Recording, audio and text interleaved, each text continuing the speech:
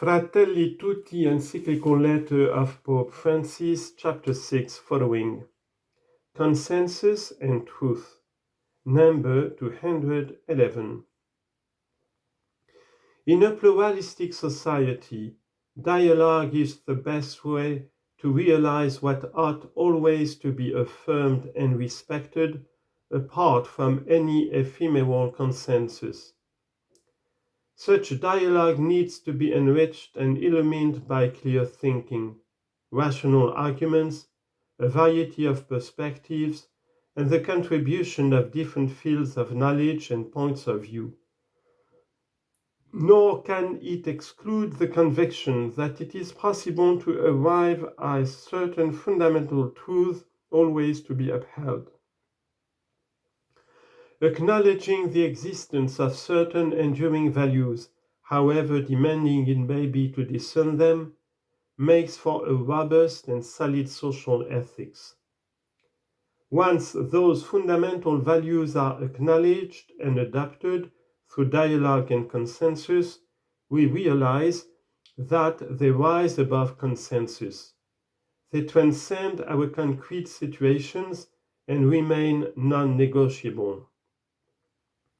Our understanding of their meaning and scope can increase, and in that respect, consensus is a dynamic reality.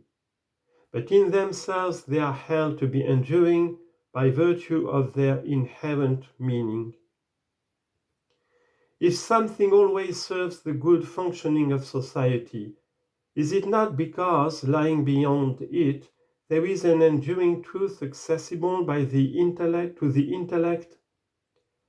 Inherent in the nature of human beings and society, there exist certain basic structures to support our development and survival.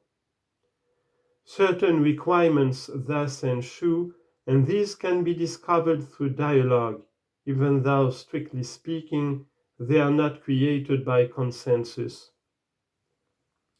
The fact that certain rules are indispensable for the very life of society is a sign that they are good in and of themselves. There is no need then to oppose the interests of society, consensus, and the reality of objective truth. These three realities can be harmonized whenever, through dialogue, people are unafraid to get to the heart of an issue.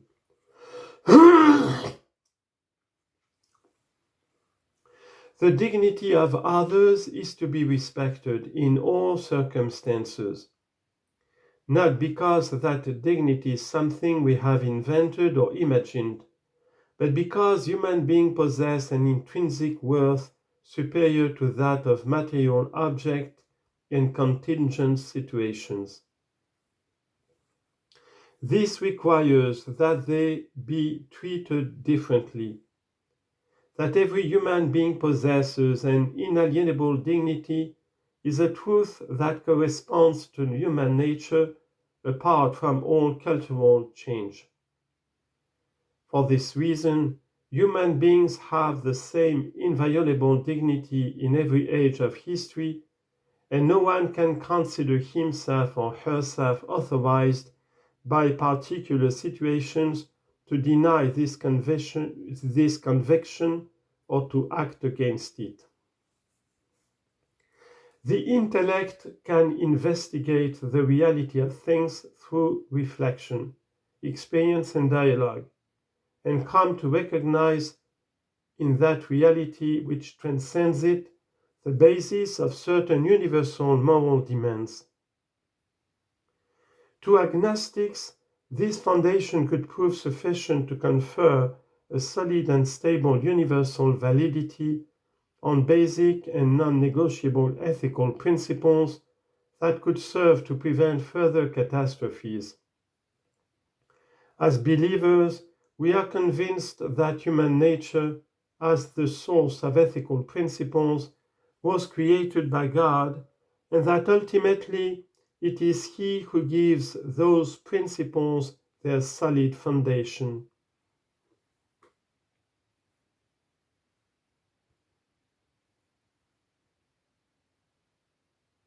Note, as Christians, we also believe that God grants us His grace to enable us to act as brothers and sisters. End of note.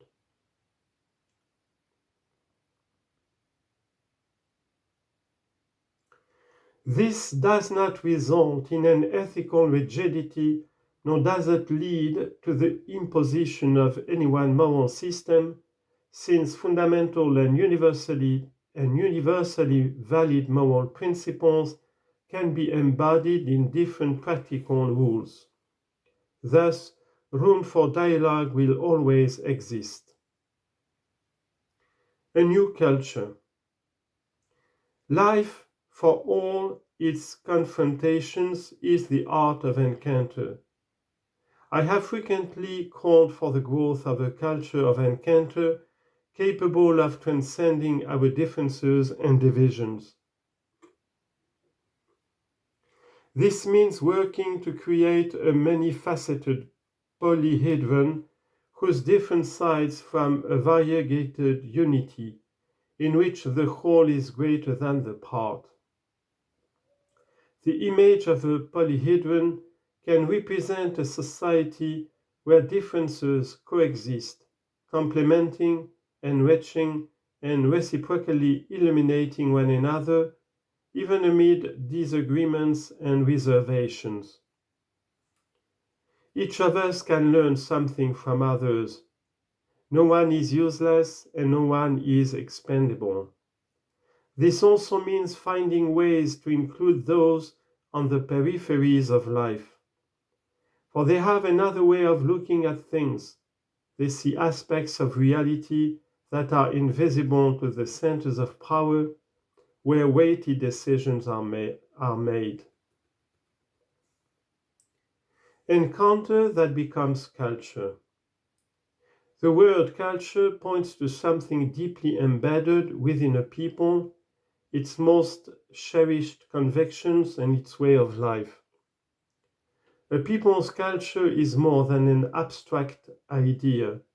It has to do with their desires, their interests, and ultimately the way they live their lives. To speak of a culture of encounter means that we as a people should be passionate about meeting others, seeking points of contact, building bridges, planning a project that includes everyone. This becomes an aspiration and a style of life. The subject of this culture is the people, not simply one part of society that would pacify the rest with the help of professional and media resources. Social peace demands hard work, craftsmanship. It would be easier to keep freedoms and differences in check with cleverness and a few resources. But such a peace would be superficial and fragile, not the fruit of a culture of encounter that brings enduring stability. Integrating differences is a much more difficult and slow process, yet it is the guarantee of a genuine and lasting peace. That peace is not achieved by recourse only to those who are pure and untainted, since even people who can be considered questionable on account of their errors have something to offer which must not be overlooked. Nor does it come from ignoring social demands or quelling disturbances, since it is not a consensus on paper or a transient peace for a contented minority. What is important is to create processes of encounter, processes that build a people that can accept differences. Let us arm our children with the weapons of dialogue. Let us teach them to fight the good fight of the culture of encounter. The joy of acknowledging others. All this calls for the ability to recognize other people's right to be themselves and to be different. This recognition, as it becomes a culture, makes possible the creation of a social covenant. Without it, subtle ways can be found to make others insignificant, irrelevant, of no value to society, while rejecting certain visible forms of violence. Another more insidious kind of violence can take root, the violence of those who despise people who are different, especially when their demands in any way compromise their own particular interests.